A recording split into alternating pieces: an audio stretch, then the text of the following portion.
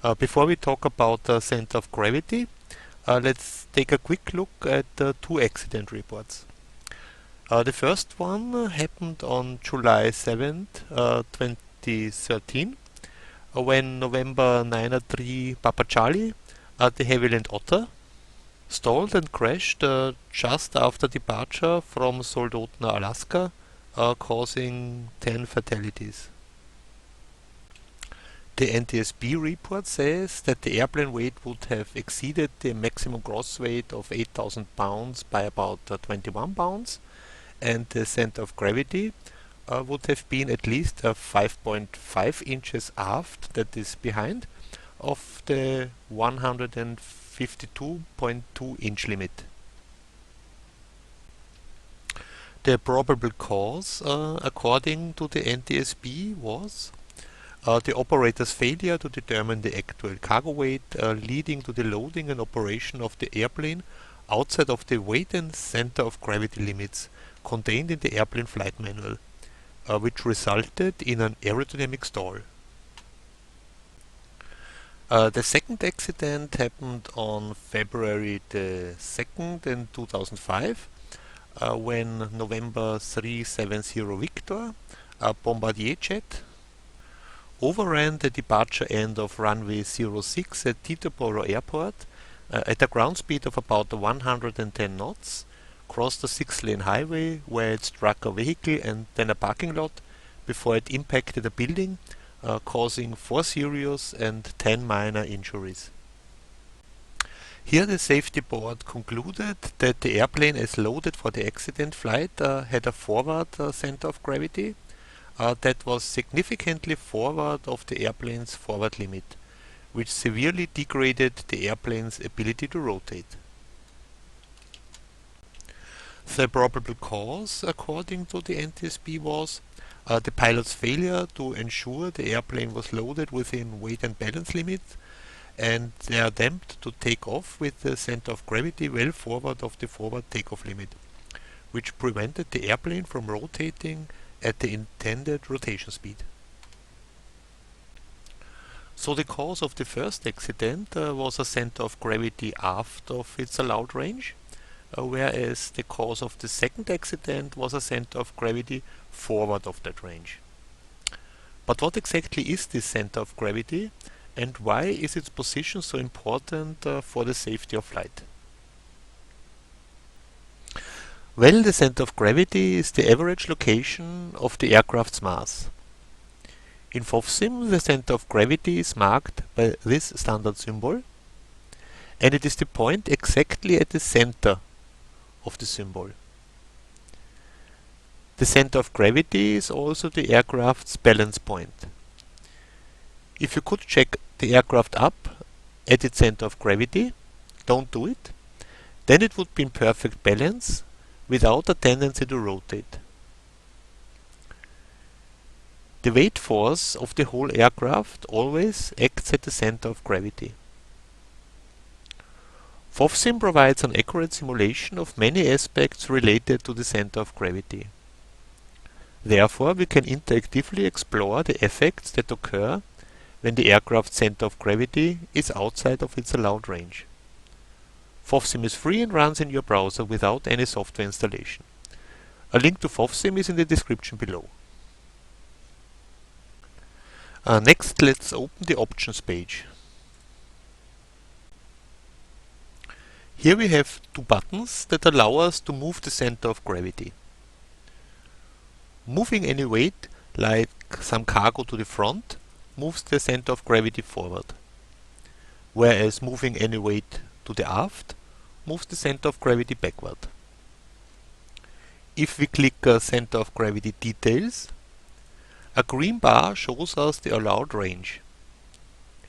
As you can see, the allowed range for this aircraft is pretty small, just a few centimeters.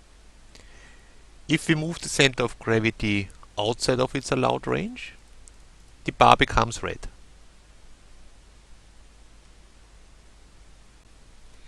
While on the ground, the center of gravity determines the weight distribution between main gear and nose gear. Currently the main gear carries about 80%, and the nose gear carries about 20%.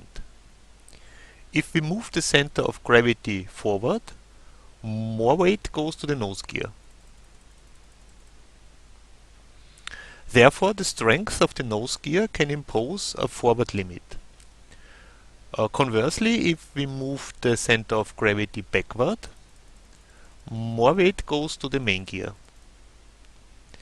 If we move the center of gravity above the main gear, all weight goes to the main gear.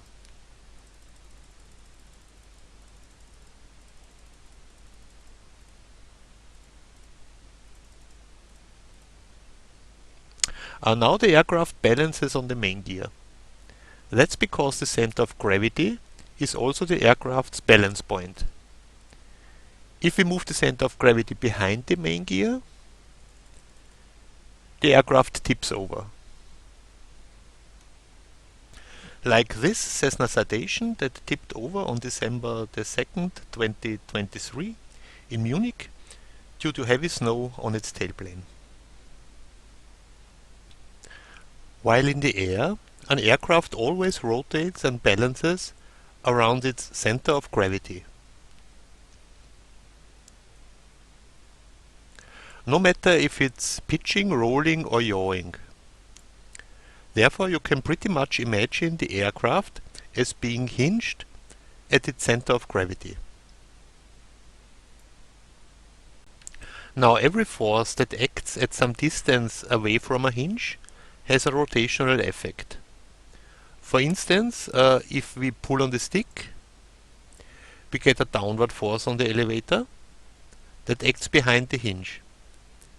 And this force rotates the nose upward. Whereas if we push on the stick, we get an upward force on the elevator that also acts behind the hinge. And this force rotates the nose downward. The rotational effect of a force around a hinge is called the moment of the force. In FOVSIM, we can see all moments by selecting All Moments in the Moments menu. These arcs show all the moments that act on our aircraft. For instance, the dark blue arc shows the downward moment of the blue lift force. And the light blue arc shows the upward moment of the small downward force on the elevator. All other forces also have some small moments. Currently all moments are in balance and the aircraft is in stable flight. The further away from the hinge a force acts, the bigger its moment. That's why a lighter person can balance a heavier person on a seesaw if it sits further away from the hinge. Now the elevator is much further away from the center of gravity than the wing. Therefore, a small force on the elevator can balance the rotational effect of the much larger lift force on the wing. The exact magnitude of each moment is the magnitude of its force times the distance from the hinge. The distance from the hinge is often called the lever arm of the force. This table shows all forces, their distances from the center of gravity, and the resulting moment. Remember that the center of gravity is our hinge. Depending on the position and the direction of a force, its moment either causes the nose to pitch up or down. A moment that pitches the nose up is positive, whereas a moment that pitches the nose down is negative. Currently the lift on the wing pitches the nose down, and therefore its moment is negative. Whereas the force on the elevator pitches the nose up, and therefore its moment is positive.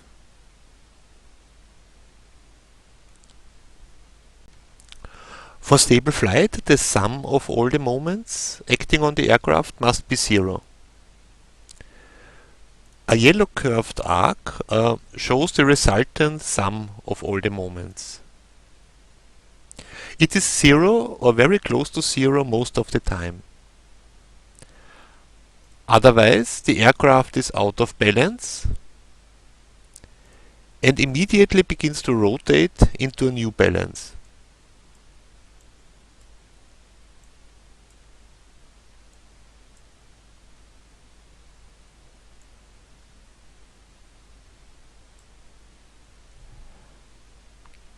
Now let's see what happens if the center of gravity, or CG for short, is outside of its allowed range.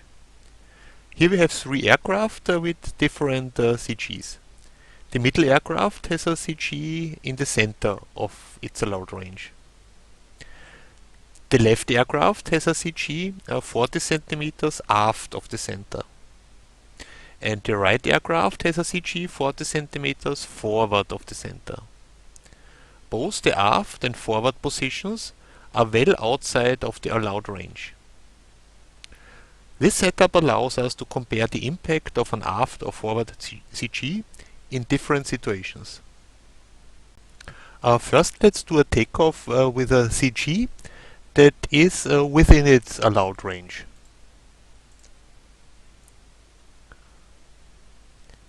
Here the aircraft takes off normally.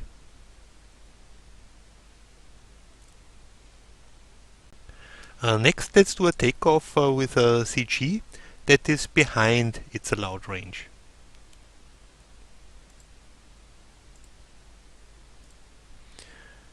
Here the aircraft climbs steeply and without proper correction stalls in short order.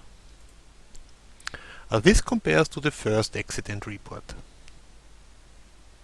The steep climb happened because an aft CG makes the aircraft tail heavy.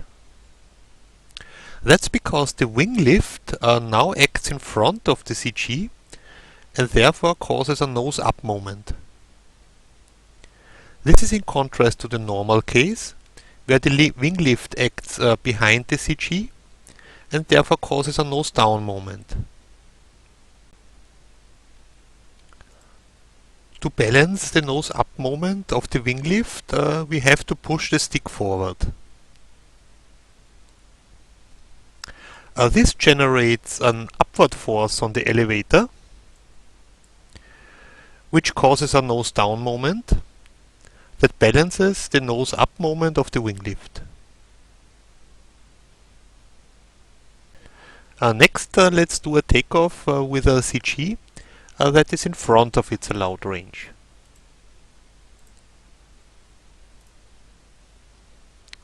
Here the aircraft doesn't rotate at its usual stick loading and rotation speed. This compares to the second accident report. A forward CG makes the aircraft nose heavy. That's because the wing lift now acts further aft of the CG and therefore causes a larger nose down moment than in the normal case. To balance the larger nose down moment of the wing lift, we have to pull on the stick. This increases the downward force and the nose up moment of the elevator. And this balances the increased nose down moment of the wing lift. So during takeoff, both an aft and a forward CG require a correctional force on the elevator to compensate for the changed moment of the wing lift. However, if the CG is too far out, the elevator may not be able to produce the required force. Furthermore, there will be a surprise factor due to the different flight characteristics. Next, let's take a look at cruise flight. Again, with an aft CG, the aircraft is tail heavy, and we have to correct this by pushing on the stick.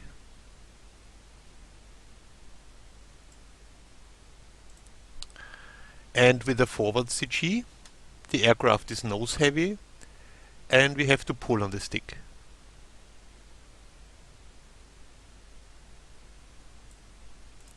But there's even more. If we compare the air speeds, we can see that an aft CG causes a slightly higher airspeed, whereas a forward CG causes a slightly lower airspeed. Now, why is that? Well, the slightly different speeds are caused by the different forces on the elevator. With a forward CG, the elevator must balance the larger nose-down moment of the wing lift. This requires a larger downward force on the elevator. And this additional downward force must be compensated by the wing lift to keep the aircraft in level flight. Therefore, the wing must produce more lift.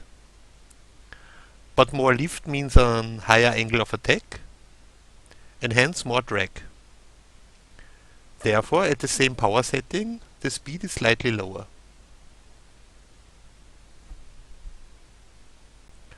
Conversely, with an aft CG, the balancing force on the elevator is upward. Therefore, the wing needs to produce less lift. This results in a lower angle of attack on the wing and less drag. And therefore, the speed is slightly higher. The effect of a forward CG also shows up in the drag curve.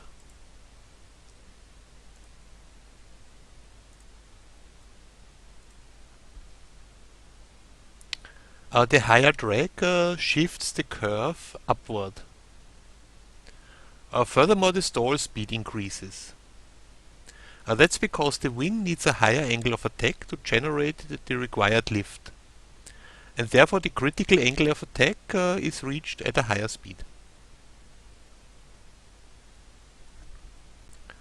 The opposite effect occurs with an aft CG.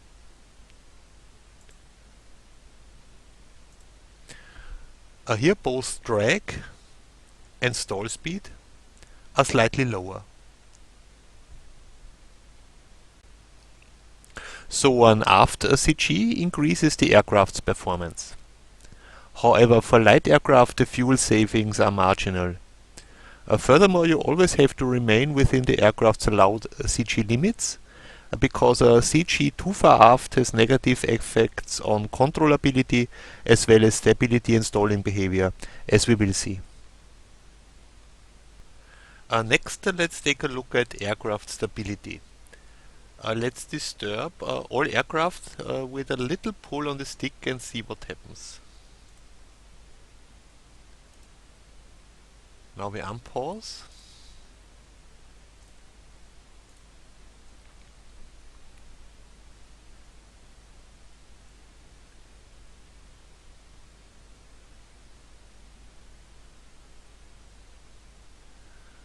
And here we see that the forward CG causes a much faster stabilization, whereas an aft CG causes a much slower stabilization.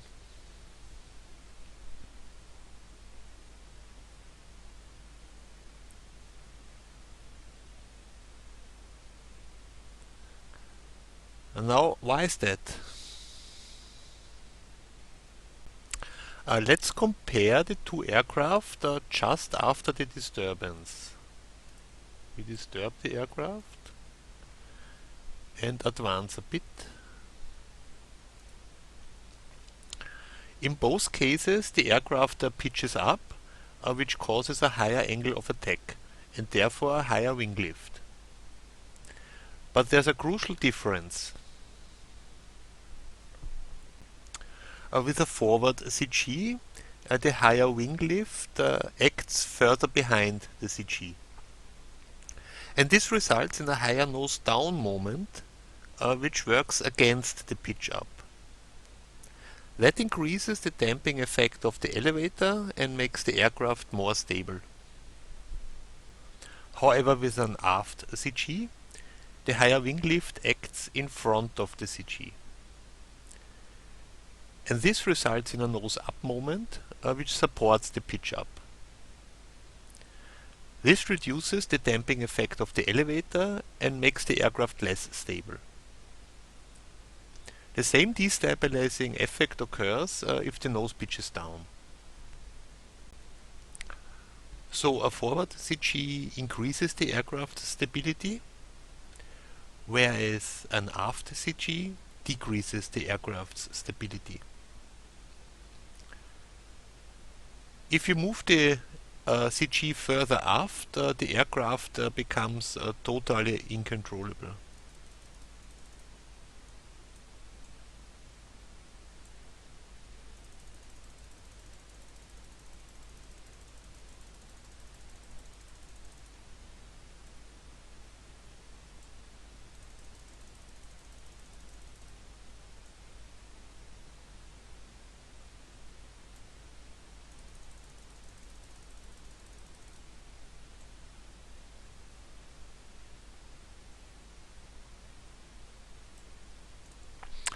That's because the further the wing lift moves to the front, the more the weather vaning effect of the wing works in the wrong direction and tries to flip the aircraft over. Next, let's take a look at stalling.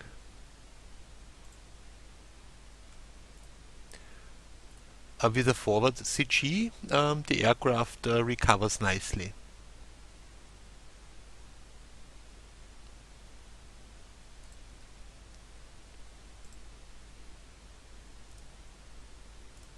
However, with an aft CG, the aircraft remains stalled.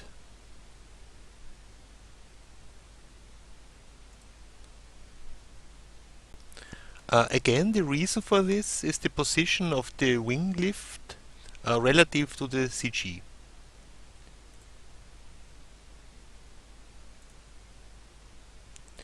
With a forward CG, the wing lift acts behind the CG and the resulting moment is nose down, which helps with recovery.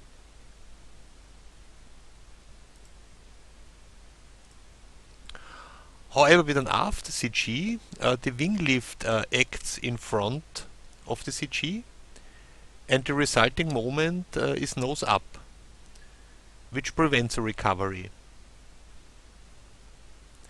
Therefore, a forward CG results in a better stalling behavior.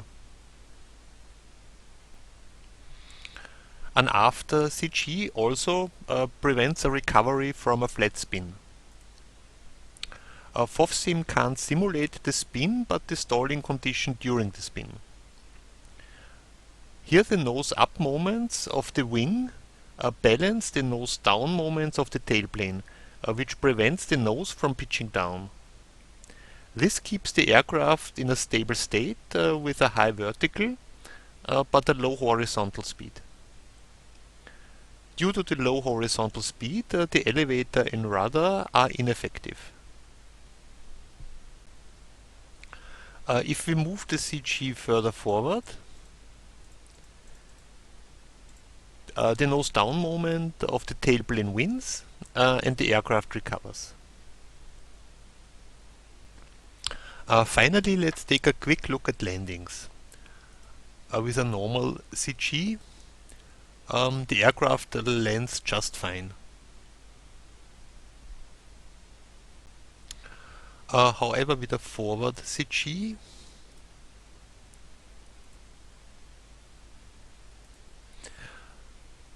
the aircraft is nose heavy and a damaging nose gear landing occurs. And with a CG that much forward, not even a full deflection on the elevator can pitch the nose up for a flare. So this is another example of control problems due to a CG that is outside of its allowed range. This brings us to the end of this video and a short summary of the effects of an aft or forward CG.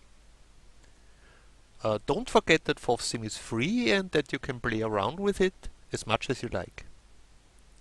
If you have any questions, please feel free to ask in the comments. If you enjoyed the video, please like and subscribe. Thanks for watching and see you next time.